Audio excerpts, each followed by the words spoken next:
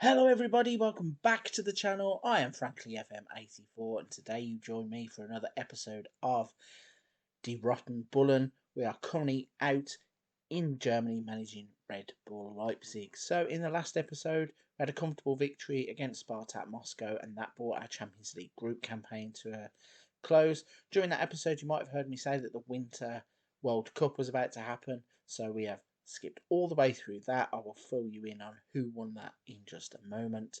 But before we continue, please don't forget to hit the subscribe button and the like button to help with the channel.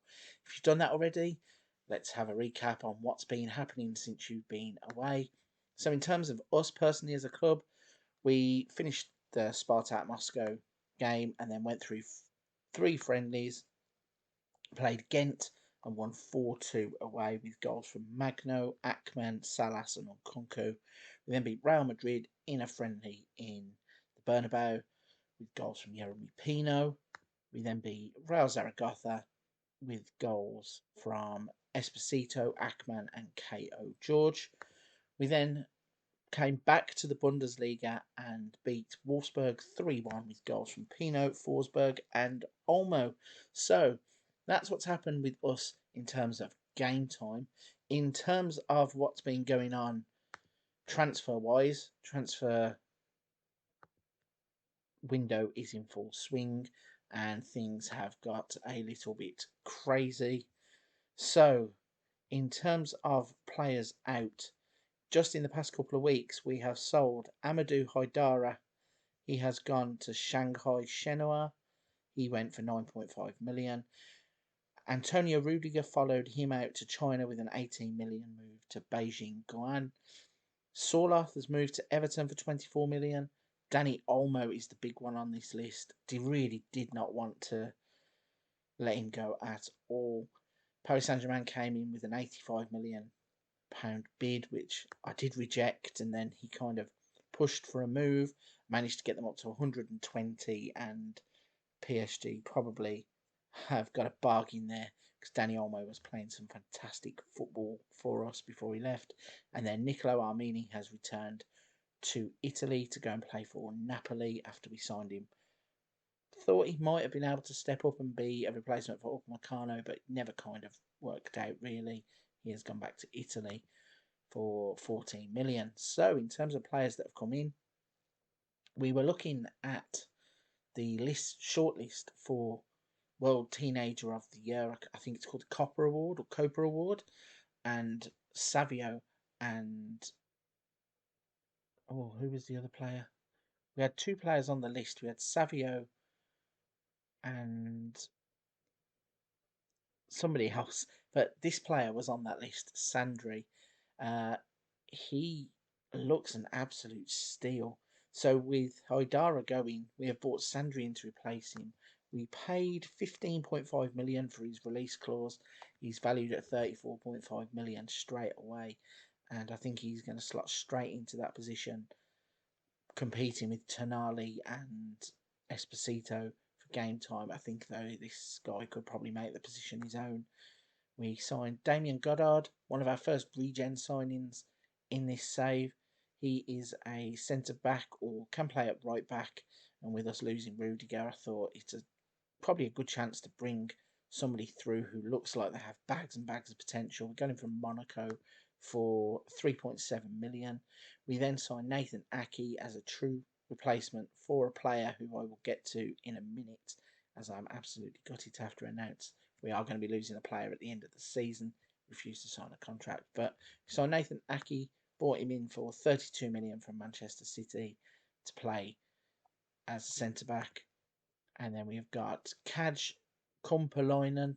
He is a German regen goalkeeper who looks like a fantastic prospect. I think we're going to lose Galaxy in the summer, and we have got Gabriel Brazao to come in just in case. But this kid here looks like he could develop on past Brazao, so we bought him in for 20 million from Schalke, and the board seemed to think that was a really good deal. So glad that that kind of worked out.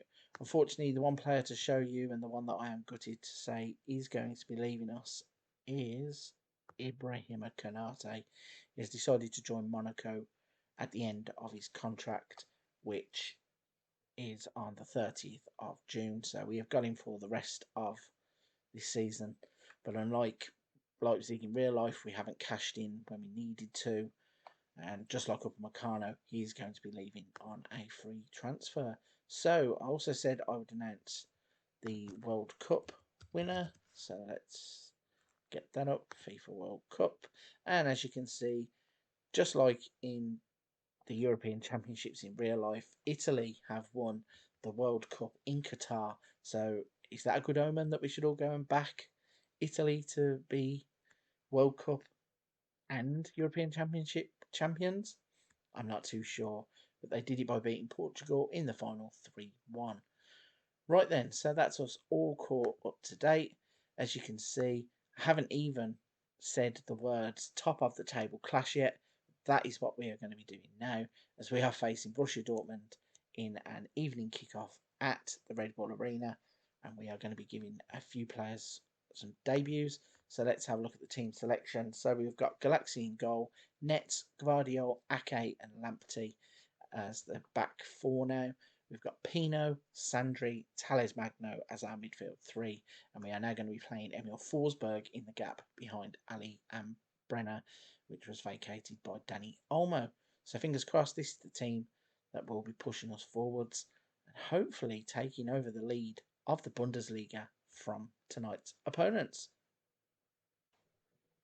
Okay, so here we go, off and running against Borussia Dortmund. Fingers crossed we will get off to a great start, as if we can beat these today, we will overtake them, having played a game less, and that will be a pretty big statement in the league. As we've started off here with an early highlight, Forsberg to Brenner to Pino, and Jeremy Pino has opened the scoring with his 9th goal of the season to give us an early lead. And as I was just saying, that will see us leapfrog Borussia Dortmund in the league and go back to the top of the table.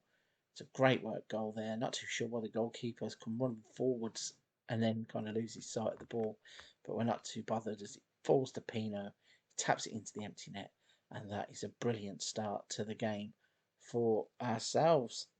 Yep, so in the corner there you can see now we have a 2-point lead with game in hand, which hopefully is going to allow us to start stretching our legs. Although, long way to go in this game to just be assuming that we are going to be winning, especially as Dortmund now have a free kick. Ball's played to Bellingham, back to Rainer. Bellingham plays in Makoko, and just like that, Borussia Dortmund peg us back. So 32 minutes gone, and we are 1-1, and all of a sudden we are back to being a point behind. Still with that game in hand. But this game seems pretty even, as Tariq Lamptey has now got an injury, so Tyler Adams is going to come and fill at right back. But yeah, 1-1 in the first half. Both teams with 4 shots, both teams with 1 on target and 1 goal. Seems a pretty even game and a fair result going into the break. We're going to send the same players out. We've got a few on yellow cards that I might need to look after. What's going on here? Penalty has been awarded. Penalty review. Penalty decision is penalty awarded. Apparently Tyler Adams was too strong with his tackle, and we have gone from being 1 up to 2-1 down. Okay, so I think it's time to have another look at some substitutions. What can we do here? So Sobolov can come on for Forsberg, and I think, yeah, I'm not going to take the risk. Guardiola's on a booking. I'm going to bring on Ozan Kabak. In fact, I should swap those two over because Aki is left-footed. So, yeah, make those substitutions. See if we can't get back into the game, as Dortmund seem to have taken a bit of a stranglehold here. They are going to have a free kick from inside their own half to continue the action. So lump forwards. Adams does well, but can't get the ball to a teammate. And now all of a sudden, the ball over the top, and there's Daka. He's hit the post. Nets deals with it and clears the ball away. Luca Nets, by the way, has become club captain after the departures that we've had. Rudiger, I think, did hold the armband. So obviously, with his departure to China, it left the armband available, and we have given it to Luca Nets. Oh, Danny Olmo there with the head. No, it's not Danny Olmo. Jeremy Pino with the header. Danny Olmo plays for PSG now. Still getting confused about that as Sancho tries to run the ball out of defence, and it's a great tackle to put it out of play there. So, Pino's got the ball with the free kick, plays it to Sandri, who's played it just over the top of the bar. Thought we were going to get a debut goal there for Sandri. It was a great idea. Looking at this league table, I've forgotten that also with us now trailing 2-1, that puts us on the back foot and we'll be 4 points behind, and all of a sudden that game in hand isn't going to get us the lead in the league. Got 4 minutes of added on time, and this could be a disappointing game. We've turned it up, and now Nets is going to get himself sent off. So, in his first game as captain, Luca Nets has managed to get himself sent off, and it looks like we are going to be losing. As there's a throw in, Sandri clears it away. Sobolai pumps it forwards to nobody. Hummels deals with it. Goalkeeper plays it out. Dortmund on the break. Daka is in. Daka seals the victory for Dortmund. So, over the past couple of seasons, we've had our difficulties with Borussia Dortmund. They look like they have stepped it up. Tellers Magna is now injured, and I can't make any changes. So, a bit of a nightmare game there. Not what we were looking for at all when we came into it. Looking at the stats, the teams were even. I know the XG is massively in their favour because of the penalty, but we really were in the game and just did not make it pay. Pretty disappointing that we have gone in. At one point, we were going to be 1 point ahead. We've come out 4 points behind. So the only way is up from here. We are going to look to bounce back in the next episode. So I'm going to push forwards and come back with another Bundesliga game soon. But for this one, please don't forget to hit the subscribe and like button. But I'm going to wrap it up there. And a big thank you for watching.